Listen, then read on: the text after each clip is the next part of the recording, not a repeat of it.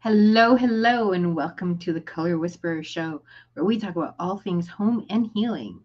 Now, my normal light, we've had issues with lighting on this show, we know, if you've been watching. And my normal light that I use, it's not working today. I don't know why. I don't know why. I'll have to figure it out for next week, but this is the best light I got for now. So it is what it is, but it's actually not bad. It's really not too bad. So yay. So, and we're doing an experiment today. We've got this cool circle thing. Technology can be a lot of fun sometimes, can't it? So, yeah, tell me what you think. Do you like the circle? Do you like the full screen? We don't really do the full screen, but we can also make it a square, which we'll try that next time. We'll try the square and see how we like. But the circle is kind of fun. And actually, circles are kind of fun. So, anyway, what are we going to talk about today? Well, it's almost Halloween, so I'm dressed in the spirit. See, I've got my orange on, and we've got orange on my name. So we're going to get into the spirit of Halloween, and we're going to shut that off because I thought it was shut off, but apparently not. So, all right, it does feel a little blurry. Let's see. Let's see if we can fix that. Is that better? Maybe. All right. So, oh, that's much better. Yes. Okay, cool. So today it's getting close to Halloween. That's October 25th. How did this year go by so fast? Is that crazy making or what? Like, it feels like it was just March. Like, I don't know what happened. But anyway, I think we all kind of lost some time during COVID, didn't we? I don't know. We should have caught up again, but I don't know. Maybe not. Anyway, so what we're going to talk about is Halloween today. And I thought I would tell some of my ghost stories because I've had a few, and most of them are not very scary, but it's just kind of in the spirit. So I'll start with the very first ghost that I knew. His name was Luke the Spook. So growing up in my house when I was little, this would be up until I was 11 years old. Very regularly, we would hear somebody walking down the hallway. House wasn't really old, but there was a creak in the hallway, and you heard it.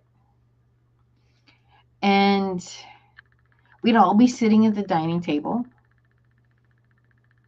and then we'd hear the hallway creak. There's nobody there. Okay. Or we'd hear the front door open and shut. And then we'd all look to, we had a music room. You'd have to walk through the music room because we used to have concerts in our house. We had a lot of fun. And you'd walk through the music room and then little tiny hallway and into the dining room. And there were people that would just walk in, and my dad's coworkers and stuff like that, neighbors. Sometimes they would just walk in, they wouldn't ring the doorbell. They were just that kind of friendly people. So we'd hear the door open, and we'd all look at the doorway where someone would be coming through. Nobody would come. My dad would get up and go check, and cars leaving, is anybody around, did somebody just, and this happened, somewhat regularly, often enough that, it was a thing, not so often to be like, ooh, really scared. So that was Luke the Spook. And my parents would just say, oh, hi, Luke, you're here. Okay, fine. I don't know if my mother ever actually saw Luke. Nothing was ever said about any other interactions with Luke. My mother did have some gifts, and I know I got some from her, but she never mentioned anything regarding him. So anyway, he was around for quite some time. And then my youngest sister was born when I was 11 years old. And he just disappeared. So we figured he didn't like babies. Maybe they made too much noise for him. I don't know. I mean, we weren't exactly quiet. We were anything but quiet. But we figured that he went out when the baby came in. So that was my first experience with Luke the Spook. So my next experience was very strange. I was in college, and there's always stories around colleges and dorms, and somebody died, and da da da da da. Well, anyway, I had a flotation bed when I was in college. Now, what's a flotation bed? Okay, so it's kind of like a water bed. However, there's about 3 inches, 4 inches of foam all the way around the edge. So a water bed's like this, right? So the flotation bed actually had some support, and you didn't squish around as much. So my roommate was gone for a month. We had something called interim, and she was gone. So it was just me in the room. And the bed was doing like a water bed. It was like suddenly I was on the high seas, and it woke me up. And my first thought, we're having an earthquake. Okay. So I got out of bed, opened up the hallway door, and I looked. And we'd had earthquakes before already, and there's a lot of people that weren't from California that freaked out. Like, it's quiet as a mouse. An earthquake of that magnitude, there'd be people in the hallway. There'd be people freaked out. And I was like, this is really weird. Okay. So I went back to bed. And it happened again. Okay, now I'm freaked out. Because in order for me to do that, to make the bed do that, would literally take every muscle in my body to do. If you've ever done, I did, what's it called? Indoor sky jumping once. And if you've ever done that, it does take every muscle in your body. And I even tried to do it because people didn't believe me. Like, oh no, da, da, da. And I'm like, no, look, let me show you how hard I have to work to make it do that. And so anyway, now I'm a little bit freaked out. So I am like, I'm going to go down to the lobby. And I just hung out in the lobby for a little while. And I'm like, oh, okay. And I was a little scared. And then there was a spot on my closet door where it looked like somebody had drawn a devil in the woodwork. And I'm like, well, okay, whatever. I kind of blew it off, but other people got really freaked out by it. I'm like, no, there's like, I didn't know a lot about stuff like this at the time, but I was just like, that doesn't feel right. That didn't freak me out anyway. The bed moving like it did. And I think I had another friend. I'm like, you get an extra bed in your room. I don't want to come sleep in here tonight. But we talked to the RA, and yeah, it's fine. So anyway, there wasn't any more experiences like that. But then people, oh, Jeanette, my friends kind of teased me. It's like, oh, well, you had that ghost in your bed. I'm like, okay. I have no idea what that was about. I've never actually even questioned. I haven't even thought about that in forever. Isn't that interesting? So anyway, that was probably my second ghost experience. What would be the next one?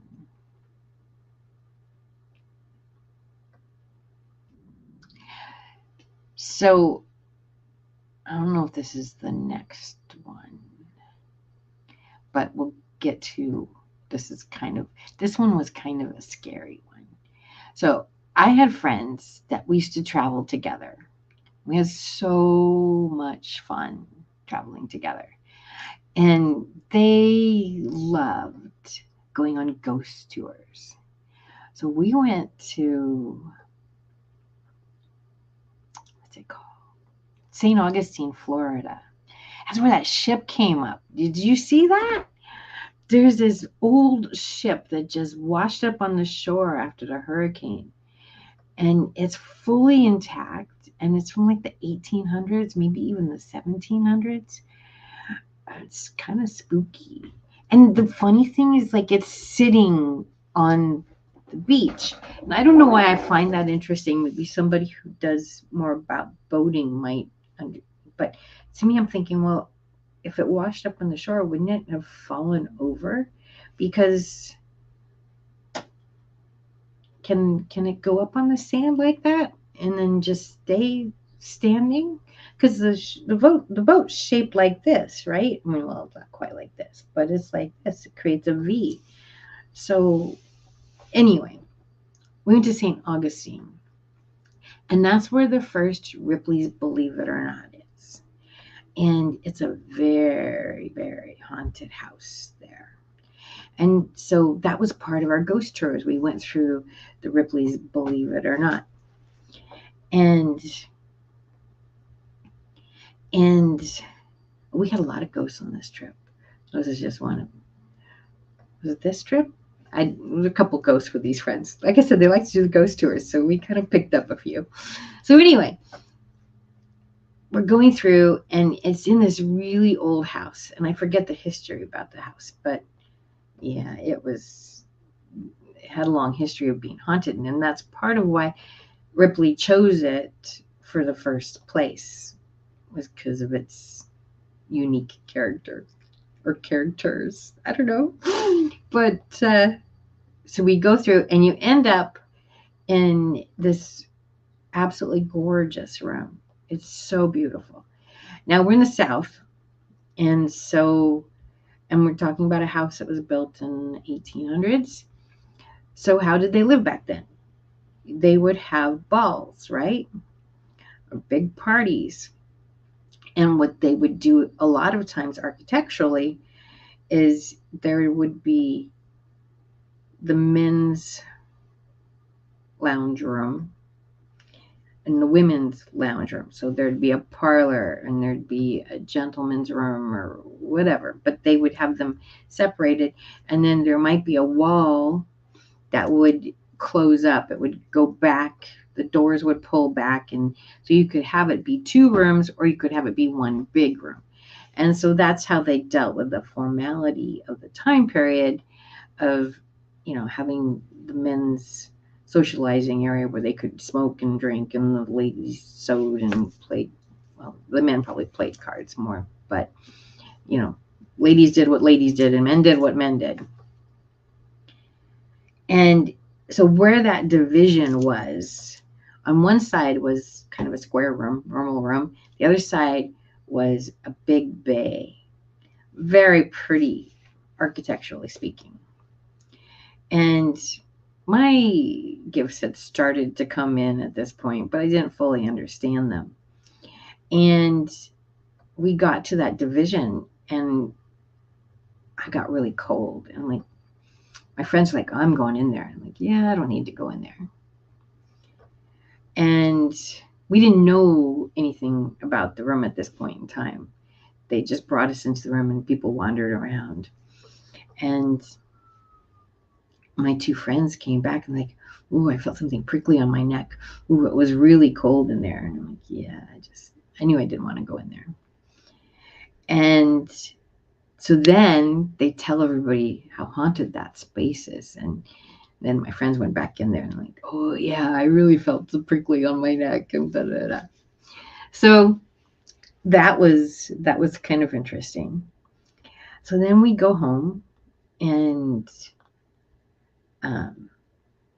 this was the same place. We had a couple ghosts at this place. So my friend also had some gifts, and she could see ghosts.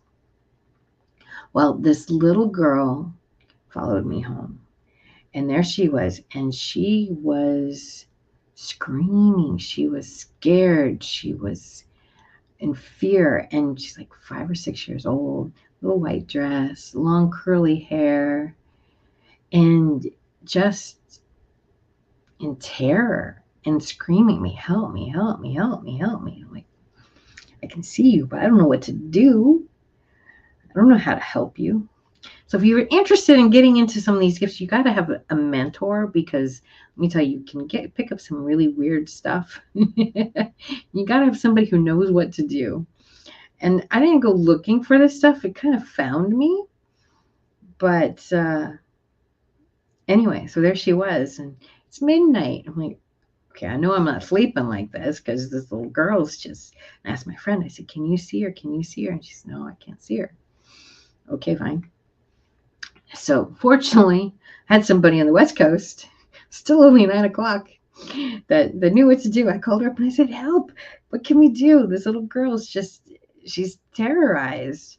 She's like, I got it, Jeanette. I'll take care of her. And she did. So she was able to help her move on and go on to the next space, which is really a wonderful thing to be able to do. So in this same place, we had another ghost, and he was very interesting. So when we got into them, now my friends, one of them snored really loud, and so we often would get a suite, and so she could have her space, and then my other friend and I, we were both married, and so we didn't mind sharing a bed with somebody. In fact, when you're married for a long time, then you sleep in a bed by yourself, you really don't sleep very well. So it worked out great for us. The other girl was used to being single, so she got the single bed. We got, we usually, if we shared a bed or whatever. So in this particular case, it was an old house. It was a B&B. And the suite was, the room had the bed in it, but then they had taken a porch and closed it in, and there were 2 single beds there. And so we're like, well, we'll take that. That worked out. We both kind of liked the porch area. It was cute. It was fun. And so it worked out really nice. And the place used to be an armory at one point, I assume in the Civil War. It was Florida, so, I don't know my history of wars a lot. Could have been. But anyway, based on the history of the house and everything, I'm assuming it was Civil War. So we're all fine with that. And the first night we were there, so the little girl story, that was like 2 or 3 nights in. The first night we were there, we're going to bed, and I look at my friend, and I'm like, hey, do you see him? She's like, yeah, I do. There was this soldier. So mind you, we're sitting on what used to be an outdoor porch, okay? That's where we're sleeping. And sitting against the wall, kind of with his knees up against his chest. And the guy's like tired. Like he's been on sentry duty forever. Well, 100 years maybe. Whatever it is, whatever the math is on that, I don't know. Long time, right? And you can see, so he's like really tired because he's been on sentry duty for all this time. And yet he's like ready to be like that. Like he's ready to jump up at any moment. And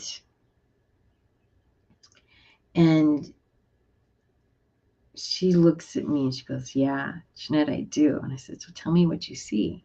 And she describes him perfectly. And I said, so can you see the color of his uniform? She says, no, I can't. And I said, yeah, neither can I. So we assume it was gray because there wasn't a lot of color to it, but we couldn't tell what color it was either. And, we're just like, neither one of us were freaked out. Neither one of us were scared. Da da da. In the morning, we asked our friend, "Do you see him?" She's like, "I don't see nothing. I don't know what you're talking about. Nothing was in here."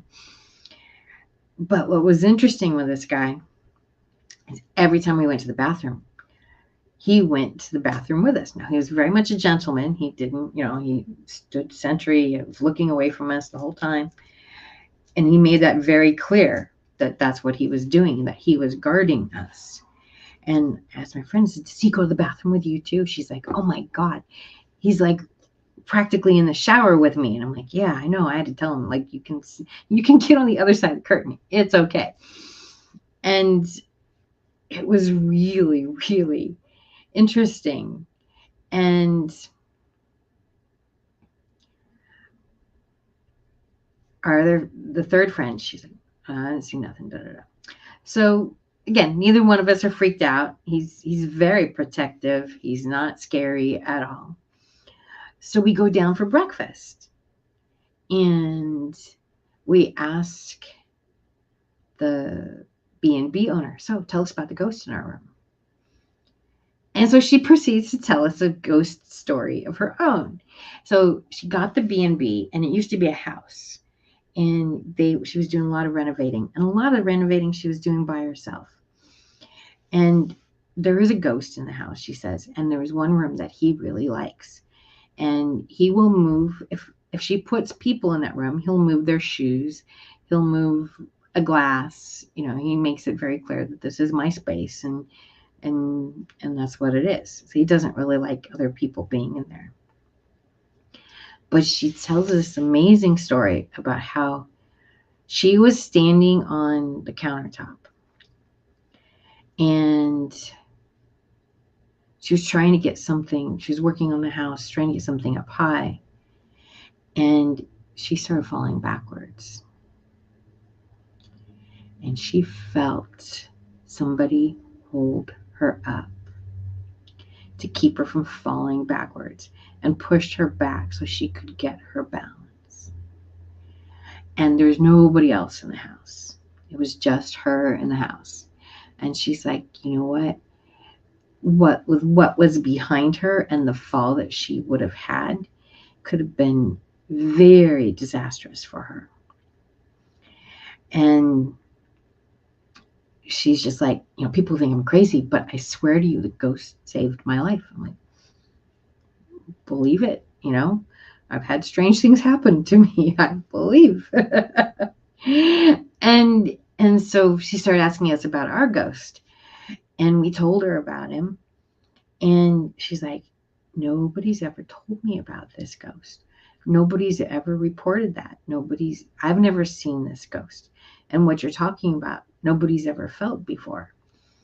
So, yeah. So we introduced her to a new ghost in her house.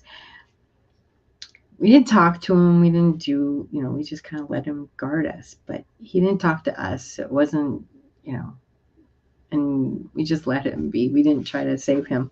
The little girl needed saving.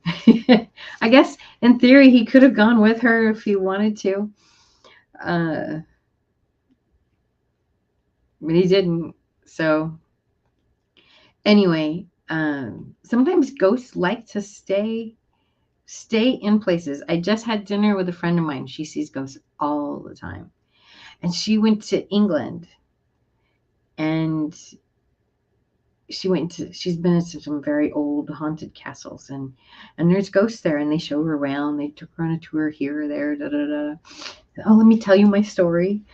And she's like, "I can help you leave." She's like, "Oh, I'm happy here." I'm like, they're living their legacy. Like, these people have become more famous in death than they were alive, or they've kept their fame, and this is part of their world. And they're like, "No, I want to stay here." So anyway, so were 2 ghost stories with my friends.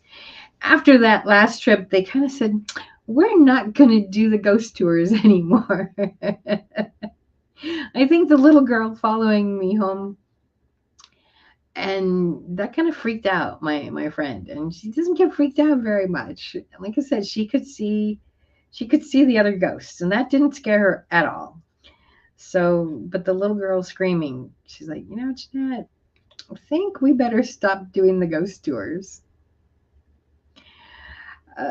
So anyway, a lot of people do them for fun, and they can be fun, and don't be surprised.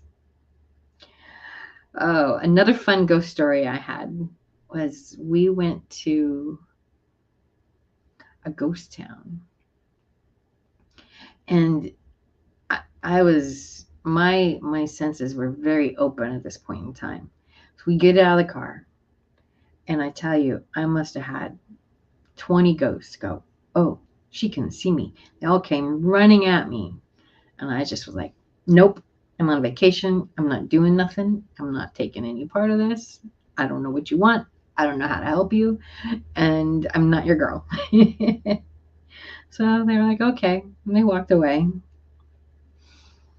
Um, I didn't I didn't know how to help them. I didn't know what to do, and at the point in time, I was not in a place that I could really help hardly anybody.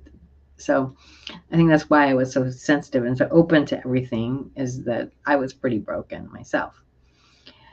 So anyway, and it was really funny. So we're walking around and I'm seeing all these ghosts, and they're just kind of minding their own business, doing life as a ghost town. Like nothing's changed. They're just doing the things they would have been doing. And I went up to one window so at the ghost town, they have all these buildings, and some you can go in and some you can't go in, but there's windows you can look in. So this was a house on the street. It probably was a shop at one point, but they had it decorated more like a house. So I'd go up to the window because they would have like all this wallpaper and all this vinyl. So vinyl was actually a big part of interior design, and people would even make their own vinyl. So there's what they call linseed carpets, and I looked into making one of these one time, and it's really cool. So what you do is you take some fabric and then you cover it with linseed, and it becomes hard. So it would be very thin. It would not be carpet. They didn't have carpet for a while. So, but it could add a decorative flair to the floor. And in the Victorian times, everything got decorated. The more decorated, the better. But this was something that you didn't really care. It was cheap to make, frankly. You could, if it got dirty, it's okay, but it was to really keep the floor from getting dirty. And it worked like vinyl. It could wipe up a mess very easily. And so a lot of people had these linseed floor coverings to add a little extra pizzazz in their home. And wallpaper was huge. And so we're in this little tiny ghost town, and like everything's got wallpaper, and not just one layer of wallpaper, 2, 3, 4 layers of peeling wallpaper. And if you think about how long this town, quote unquote, town was, quote unquote, alive, that meant that pretty much everybody who moved into this house put up their own set of wallpaper. And so I'm checking all these things out, right? I'm looking at the different wallpaper and what are the colors did they use and what are the patterns they used, and they would change dramatically. Like one might be a yellow damask and the next one might be a red and green check or something. And it was really, these are the things that I look at when I'm looking at things like that. And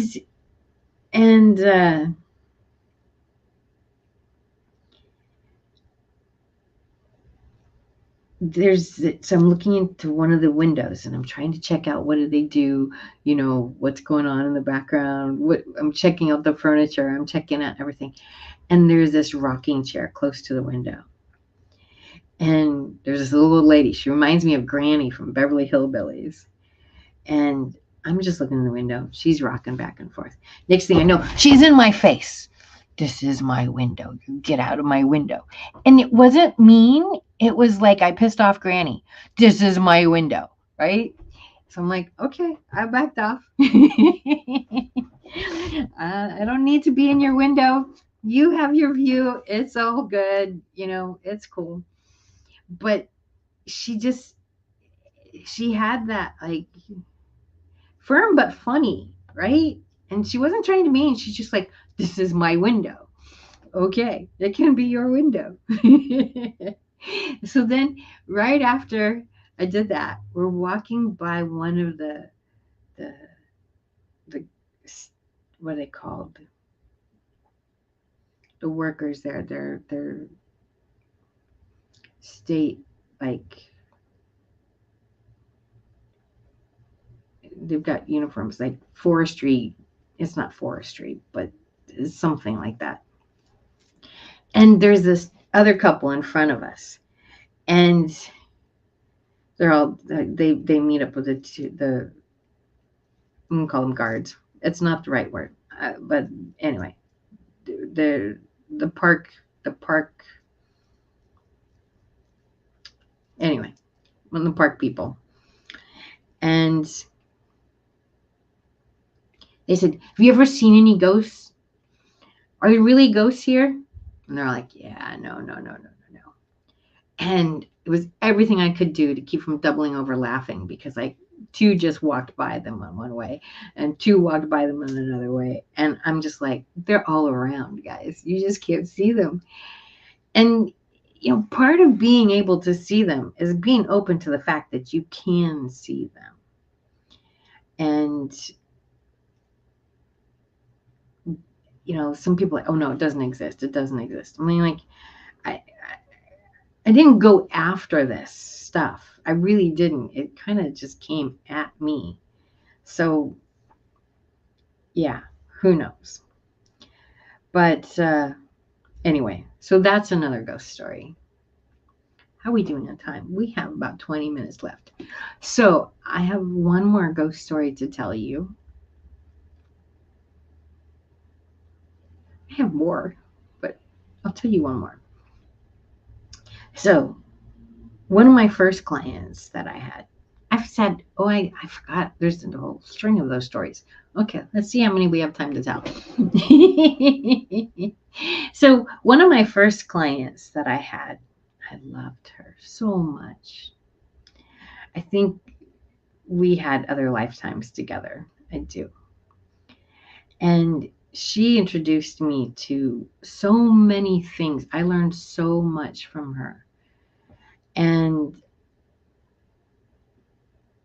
yeah, I mean, truly an amazing gift in my world. So Jackie and Jack, isn't that cute? Jackie and Jack. So Jack had died about 5 years before she came to me. And she decided to move. And she was like, what do I do? So I helped her with the move. And, what are we going to keep? What are we going to get away? Where do we put stuff? So she'd already selected a new place to live. And I came in and I'm like, okay, we're going to do this. We're going to do this. This goes here. This goes there.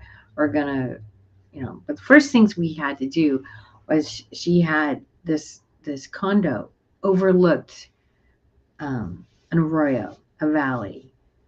And because of its prime location, like, I would say a good 60% of the walls were window. On the outside edge of her house, it was almost all, the outside walls of her house were almost all windows. And she was the end unit, so privacy wasn't huge, but she needed some privacy and some protection. So the first thing we needed to do was draperies. And so that's where we started. And we got to know each other really well. She had boxes and boxes and boxes and boxes. And it got to a point where I was like, the only way we're going to get to do the design fun stuff is if I help her with the boxes. So I would go over once a week and we just sit and go through boxes. Because as we've talked about on the show, sometimes going through the boxes can be really, really, really hard. And it's not so much emotional, it's just you need somebody else to help you go through the emotions, right? And so that's what I did. And I'd sit down with her. I'm like, oh, I'd find something interesting. Jackie, tell me the story on this. Okay, she'd tell me the story. And then I found a receipt for aspirin. It was older than me. I said, oh, haha, Jackie, look, this receipt's older than me for aspirin. And I'd throw it away. And so we did this for many weeks. And I got to hear a lot of her stories. And she had an amazing life. I think we all get stories at the end of our life. But she did have an amazing life. I hope when I'm that old, I get to say I had an amazing life. So I hope maybe somebody else thinks I've had an amazing life, including myself. That's most important, that I think I've had an amazing life. So anyway, I learned a lot about her, and we would go through different things in the house. So I remember when we got all the drapes up, it made such a difference in the house, added some color, and we painted the walls and like each little step. And I got to know Jack. I got to know Jack through the stories. I got to know Jack through pictures. I got to know Jack through his things because we were sorting them. And every now and then I would feel him in the house. And so whenever we did a chunk of the design level, I'd be like, oh, Jack's here. He loves what we did. And I could really feel him. I would make stuff like that up. But I could really feel him. And it was really something. And so she loved that I could feel him. She was totally into all this stuff, and she loved that I could feel him. Made her feel closer to him. Mark? Hey there, you were talking ghost stories. As you can tell, I was working at Haytime. Speaking of ghost stories, I've got a little gift that people can look. But this is our decoration, the little pumpkin over here. If I can get it in the screen, since we got the circle, it's harder to see. But that is the little pumpkin that is sitting on the windowsill and all along those lines. So the little pumpkin is sitting there to represent Halloween. But there's a little pumpkin little thing that's right there. So Pretty. we'll put it back on the windowsill where it belongs. You're talking ghosts, and I think I told you this before, but there used to be a ghost cat here at the Haytime Center. I think its name was Ursula. I think it was named after one of the symbols here as well. But I haven't seen it in a while. It's been gone, so I don't know if you got ghost animal stories. But yes, Ursula used to hang around and disappear and go across the sewer and just go wherever Ursula felt like going. But Ursula hasn't been seen for decades now, probably. But yeah, Ursula was a well-known cat, and nobody ever caught it, was able to catch up with it. So the theory was that it wasn't really real. It might have been a ghost cat, but who knows? Maybe Ursula was a real cat, but it was definitely there. So that's one of the theories that people had, was whether Ursula was real or a ghost cat. That's too funny. That's Yeah. too funny. Yeah. And the other thing that I was going to say, as you were telling your ghost stories, because you mentioned the beds and everything, I had a friend that swore up and down, because I know some people do this, and not everybody says that they have the gift, but he swore that he was able to teleport above himself. So he would say that a couple of times in his life he had gone above himself and seen himself literally sleeping. So I don't know that folks believe in that, but that's what Well, he that's not teleporting, though. said. That's an out of body experience. Right, everybody, that's the word I was looking for, right? Yes. And um that can happen. Like when I had my accident a few weeks ago, Mhm. know that my spirit left my body, and it was kind of afraid to come back in, and there were people there that were helping me, and I thought I was okay, but they were like, are you okay, are you okay, here, sit down, have some water, and like, but I know at that moment that I I was not, just by other people, talking to me. Um, but I and there's astral traveling, and I have done a little bit of that. It's not something that I have I have honed my talents on, but Mm-hmm. I have done it, and it's very interesting. There we have soul connections. Mm-hmm. So I have they say that, so I have had a few people where I've had some pretty deep soul connections with, and I have astral traveled to them, and or we've traveled to each other and had conversations or something, and it's it's interesting. It's a little eerie because you wake up and it's like, was I awake or was I asleep? I really felt like I was awake. I had a friend. Oh, this was really eerie during COVID. So, uh, somebody that was a very dear friend of mine, and something had happened in his life, and he'd stopped talking to me, and that's fine. But I would get his guardian angel would come to me, and he would tell me, "You need to call him. You need to call him. You need to call him." I'm like, he doesn't want to talk to me. He doesn't Well, want to talk to me. And it got really loud. The angel got really loud. So I did call him. Turned out he had COVID. mm, And so it was like he did actually really want to talk to me. So that's kind of interesting, as when, I've had that, and that's kind of frustrating sometimes because you don't know what what's going on, but you're definitely getting messages, and you oh, don't, yeah. do I follow up on these? So I have had people come to me in dreams. So, like, for instance, this person that had COVID, um, there are some times that he would come to me in my dreams, and or in his dreams. We both sleep at the same time. So, uh, and it was like, so I could see what was going on with him, but I, you know, Well, well, you mentioned going on a tour, and then we've actually got a very popular tour here as well, because actually one of our founders of the network went on the tour and everything, and found out about some stories about Durham that she didn't know, including the story of Anna Lee Powers, who worked in a building in the 40s as a teen, and Powers and her father. Guess what? Even back then, they weren't always parents and kids that were on good terms. So they said that she was never on good terms. And when he died, the rumors that he never really left began. So one night when when Lee was closing up the store, the folklore goes that Lee went to retrieve napkins from a shed, and suddenly she hears this voice. It was a man's voice and angry, and it said, "Anna Lee, Anna Lee." She looks around and no one's there. And Kendi tells the story. Maybe it was the wind. Maybe it was her imagination. She looks for the napkin. She's up picking the napkins up, and the door, boom, slammed shut. Kennedy says that Powers was found 2 days later in the shed in a pool of her own sweat and tears. She tried to claw her way out of the locked shed, and no one knows how the shed got locked. So the Crest building is one of these historical buildings, and one of the buildings that is folks stop out and all along those lines. And there's also some significant murders. A lot of people know about the Michael Peterson case. I think that might be featured, and there's some other murders that aren't as well known, but everything. But definitely there is a ghost story that folks love to go on here, and it's part of the tours that take place. So I've not been on one of these tours, even though I have a friend I think that went one on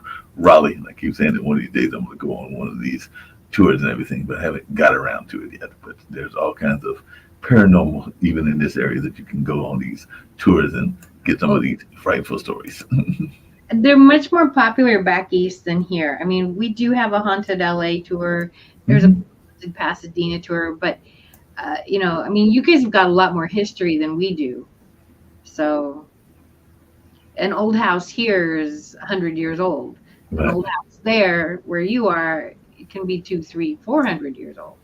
oh yeah, and like I said, they've got these rich stories about all kinds of weird things that happened here and all along those lines. So it can be quite fascinating what they can find, and then they have these interesting tales as to what happened, didn't happen, and what the reasoning were, and whether people are still around. I told you that even here, people sometimes hear dancing and other things that are not going on at the time that it is. The times that it's empty, but people, everybody that I know that works here has said that they have heard sounds that didn't make sense. So it could have been one of our past people that was still trying to get their dance group on. I think that's very common in ghost with theaters. When I was in college, there was said to be a theater ghost. Hmm. I have a friend who met her a couple times. She worked in the theater, and she did meet her a couple times. But costumes would move, and she saved the show a few times, and she also did some stuff that made things more complicated. But everybody that worked in the theater building had a story about her. I forget what her name was, but she apparently, the story goes is that she was the star of the play, Hmm. and I guess it was opening night, and she did actually perform the play, but then they found her body the next morning, and she'd been dead before the play. So that's legend. It sounds like a deep legend and everything along those lines. And folks will get out there and have their own stories of what's going to happen or not happen, and all in that space. And folks will be fascinated to be going out there trying to figure out what happened and all along those lines. Because apparently there were even some. There was a major serial killer. I think there was one here in Durham. Of course, there's one in Raleigh and everything. So definitely, it looks like Raleigh once had a serial killer and everything. So definitely, they apparently in the 1990s, a series of murders left 6 women dead in the area of downtown. They were described as plagued by prostitution and drug dealing, so they might have some ghosts associated with that as well. But yeah, definitely there are patrons and employees that have claimed to hear their names whispered by a disembodied voice, and at night, employees closing up said glasses would move by themselves, sometimes even falling and shattering on the floor. Some employees even said the lights would shut off on them when they were alone. So definitely it'll be interesting to see because that was at Dos Taquitos, which is no longer at the Pine Street Creamery, which is on Glenwood Avenue, not that far from downtown. So yeah, there's all kinds of things going on. And then there's the beautiful Spinning Angel of Oakwood Cemetery, which is a moving grave statue in Raleigh. So the beautiful grave marker of Etta Radcliffe is the statue of an angel who reportedly shares her face. So Ella was born in 1880 but died tragically and suddenly at the age of 38. Today she's known as the Spinning Angel of Oakwood or the Radcliffe Angel. At night, her tall shadow and angelic outline peer through the trees can appear eerie when seen from a dark roadway. So the legend likely began because her statue appears so lifelike and can be easily viewed from the main roads. Definitely, some locals even claim that her lifelike eyes follow them as they walk past. So I've heard that of other people too, where they can see eyes that they claim are going down there and being seen, even though their eyes aren't actually moving and everything. So yeah, we've got some. Even Chapel Hill's got one. They've got the Gimgal Castle, which is a mysterious castle with ghostly legends in Chapel Hill. Built in 1920s, the legend of the mysterious uh, Gimgal Castle circulates every Halloween. It's difficult to imagine a castle sitting in the middle of Chapel Hill, but this old castle has been here for decades, just east of the UNC campus. So it looks like a lot of the castle is tied to legend. And even some Carolina students tell the tale of Peter Dromgold, a school legend about a student who enrolled in 1833. And according to the old story, he fell in love with a woman called Miss Fanny and was forced to duel for her affection. Sadly, according to the tragic tale, he lost the duel and died on a rock, permanently staining it with his blood, and his body was hidden beneath the rock in a shallow grave. So definitely sounds like there's a lot of mythology around what was going on then at that time, that there was a lot of legends going on. Well, it makes life interesting, doesn't it? It does make life interesting because then you have to figure out whether it's real or not. You'll find this interesting and everything, but and it's not quite a ghost story. But I think because I just booked him that sometime next week on a special edition of our regular news show, because we talk about it. There are people out there that actually believe that the Earth is flat. So I think next week I'm going to be talking to a flat earther. So he's going to tell me why the Earth is flat and not round. So maybe I've I'll seen invite a you little to. bit of stuff on that, and I, Huh? I've seen a little bit of stuff on that, and I'll be honest, it's all over my head. I don't know. They say, if you're up in the sky and you're flying, you can't see this, you can't see that, and I know that there are places that the airplanes can't fly over, Right. and for whatever reason, there's lots of speculation as to why you can't fly over these places. Um, I don't know, when I've been in a plane, like I don't know, I see clouds. I see, I guess I haven't been in planes enough to go, oh yeah, the Earth is really flat. But somebody does know. Say somebody knows we don't know who. I don't know. I mean, they went for a long time, thinking the Earth was flat, and then the Earth is round, and now they're kind of coming back to the Earth is flat. But I don't know. Have there been any It'll ships be, that dropped I don't in know either. the ocean? So I don't know. Hmm. Be interesting what they say. Well, even that tour that I was talking about, they say that it is a mix of believers and non-believers. So I think some of the people that go on the tour actually believe the what is taking place, and they actually have faith that there is actually these kind of things taking place. And I'm sure there are other people that are like, waiting for the lights and cameras and the trick to reveal whatever the trick is and everything. But yeah, there's some folks that are definitely more sus- able to believe and to suspend their disbelief and all along those lines. But you got others that are more wanting the proof in the pudding and everything like that. Well, But yeah, I think it's having experienced it. I mean, I talked about some of my experiences, but like the bed situation where the bed was going crazy, like okay, I experienced it. Like I physically could not make the bed do what it was doing. right, And so like people didn't believe me, which that's their choice, but they hadn't experienced it. Once you experience it, once you have the experience of the ghost, it's kind of hard to, it's like, well, you yeah, that's true. can't say it doesn't exist. When you've actually seen one, you don't say it doesn't exist. It does. It's like, you know, I'm trying to think of something, but it's like, okay, maybe some weird kind of ice cream. Like if I told you that existed, and you'd be like, well, I don't believe it because I never tasted it. Okay, well, that's fine. I've tasted it, and I'm telling you it's real. Yeah, you've actually experienced it. And you've been there and you've gone through it. And like I said, I've been in this building enough time, so I know that there are things that I can't explain because there are noises that are made and things that are can't be explained by mechanical functions. I mean, there's something. My ex always said he wanted to see a ghost. And I said, well, they're here in the house. I'm like, I want to tell you, but they're here. I don't know why you can't see them, but they're here. And he 'Cause couldn't see him at all. we did have ghosts here for a while. Well, but I'm saying, but for whatever reasons, he couldn't see them. Your ex. But he also didn't want to believe that he didn't believe in any of this stuff. Well, He didn't believe in it. And you know, I don't know. I mean, like I said, I grew up with Luke the Spook, so it was not a far stretch for me to go, okay, this is. So I grew up with it.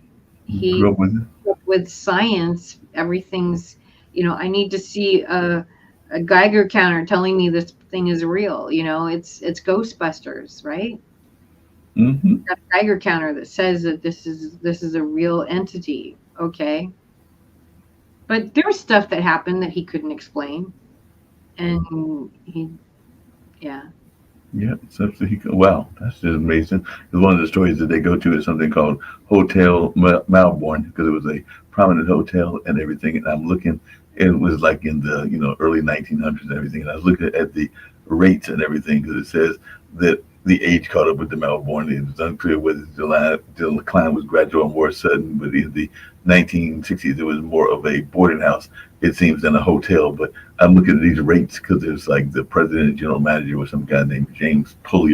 Pullier, but the rates were from 250. So I'm going like, wow, could you imagine staying at a hotel? The rates are only $2.50. I mean, I know that that was probably expensive during that time, but I'm going that's just crazy. A hotel that you can stay at for $2.50. When I was in college and I did did the Europe trip, I did some youth hosteling, and back then I could stay in a youth hostel for like £6. You can say how much? Like £6. So back Okay. then that would have been like $10, Oh yeah. you know. That's Anyway, I think we are done. I think it's time to get some Kindu spice. I think we can get some kindred spice. That sounds wonderful. You tell some good ghost stories, and actually next week we would have already, by the time you come on, Halloween would have been and gone because Halloween will literally be on Yay. Thursday and everything. So some people will be out there trick or treating on a week from yesterday. And I think just to let you know that for folks that are watching, if you're in North Carolina, you go on that walking tour, but you can also come here because there's a group of people that do a concert series called Candlelight, and they do them all over the country. They even do them in They're where so you cool. are in Have you California. been to one? I've been to the ones here because they worked and I've actually met some of the Oh, performers. So, did you see the Frank Sinatra guy? He's amazing. wow, Did you see him? I didn't see him. I haven't seen him do one yet. Well, if you get a chance, you want to see this guy. He's amazing. He's British. Uh huh. He does the Hoboken accent really well. He's an amazing performer. If you get the chance, go see him. I will definitely try to do that. But on next this coming Thursday, which will be the October 31st, they'll be doing one here in my building. They'll have all the candle lights and all that because they do these concert series, and it will be dedicated. I think they did it last year to the music of Halloween. So I'm expecting that there will be fully, like the Monster Mash and all the classic songs that are Halloween oriented. So I'm expecting it will see the You Monster Mash. know the Hmm? Monster Mash, yeah. So Oingo Boingo, who Danny Elfman started out with Oingo Boingo, and he was a California band, Uh-huh. and so they used to go to Irvine Meadows. They'd sell out Irvine Meadows for like a week before Halloween, and do like their shtick. And of course, Dead Man's Party was their big thing. And of course, this was also a time of Thriller and stuff. So there's like in my high school, it was like there's the Thriller camp and there's the Dead Man's Party camp. But anyway, so now he does the Hollywood Bowl, and Cool. he'll do Nightmare Before Christmas, and you can tell who knows him from what. And so he does a lot of Nightmare Before Christmas stuff, and then at the end he'll throw in Dead Man's Party, and Wow. it's kind of funny because a lot of the kids are like, "Huh, what's this?" But the Well, adults are like, "Yeah," so not kids. before we get to the close out of Kindle Spices, just to let folks know that some of the music, 'cause they do give you a tentative program that they will be playing Thriller, because you can't have Halloween without Thriller, the Funeral March of a Marionette, which I guess is a Charles Gounod piece and everything. They're also going to do Tubular Bells, which is the theme from The Exorcist, and they'll do Strange Things and Beetlejuice, which Danny Elfman did, and the Addams Family, so I figured the Addams Family had to be in there, as well as the prelude from Psycho and Ghostbusters and Dance of Macabre, as well as Night on Bald Mountain. So they'll be doing some stuff, including the Time Warp from the Rocky Horror Picture Show. So if folks decide to come here, and I actually know them because they were one of our guests on one of my shows, the Lyrico String Quartet. I'm not sure if the Asian woman that was the one that I interviewed is performing for this particular show, but they will be the ones providing the music. So on Thursday, the 31st,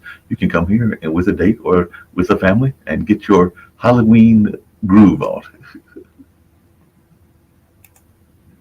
Should be fun. Right now, we're gonna go out with some Kendu spices, and who knows? Next time I see, because she actually had a conference this week, so the next time I see Shawnee and Barbara, I might have to ask them if they know any good ghost stories as well. Maybe it's inspired some of her Kendu spices and everything, because I know she was definitely inspired by her dad, because she talks about that and all along those lines. But I have to ask her if they Dad either comes to visit every now and then. I bet he does. yeah, probably does.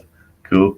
So we're gonna find out right now. Let's go out with Kendu Spices. As always, a great conversation, great show. You always got amazing content. So appreciate you again today. Happy Halloween. Happy Halloween. Yeah, and I do like the circles. So I think we'll try the circles. Maybe we'll try the square next week. But We'll the try the circles are kind square of to cool. square next week, but I like Okay, the circle. cool. Let's go out with Kendu Spices. You know how people love to enjoy food and don't understand how to flavor their food or how to replicate a meal?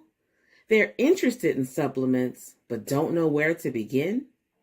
Well, what I do is I take the guesswork out of enjoying flavor and wellness with my flavorful spice blends so that they can create delicious meals with healing benefits. Can Do Spice was created to help cooks at any level enjoy healing through food. Every spice blend was designed to give added health benefits of natural herbs. Every blend is complete. There's no need to add any additional spice for a delicious meal. Saving you time and money while adding supplements to your meals can be both tasty and fun. My earliest memories in the kitchen began with my father, Kenny Can Do Bond, so it was fitting that I would name this line after him. I have always looked to natural remedies to supplement the body, and I found myself hiding herbs and minerals in foods for my family. That's when it hit me. Everyone needs Can Do Spice. Everyone should be having this. It's an exclusive brand for cooks at any level who want to create flavorful dishes with healing benefits that can satisfy the body and soul. Add a little spice to your life. Give Can Do Spice a try.